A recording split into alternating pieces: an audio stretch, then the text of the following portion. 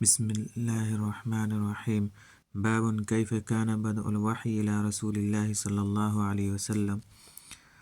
وبه حدثنا الحميدي عبد الله بن زبير قال حدثنا سفيان قال حدثنا يحيى بن سعيد الأنصاري قال أخبرني محمد بن إبراهيم التيمي أنه سمع علقمة بن وقاص الليثي يقول سمعت عمر بن الخطاب على المنبر قال سمعت رسول الله صلى الله عليه وسلم يقول إنما الأعمال بالنيات وإنما لكل امرئ ما نوى فمن كانت هجرته إلى دنيا يصيبها أو إلى امرأة ينكحها فهجرته إلى ما هاجر إليه.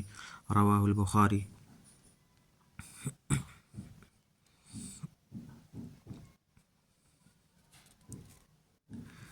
آپ صلی اللہ علیہ وسلم فرما رہے تھے کہ تمام اعمال کا دار و مدار نیت پر ہے، اور ہر عمل کا نتیجہ ہر انسان کو اس کی نیت کے مطابق ہی ملے گا۔ پس جس کی ہجرت ترک وطن دولت دنیا حاصل کرنے کے لیے ہو یا کسی عورت سے شادی کی غرض سے ہو، پس اس کی ہجرت انہی چیزوں کے لیے ہوگی جن کے حاصل کرنے کی نیت سے اس نے ہجرت کی ہے۔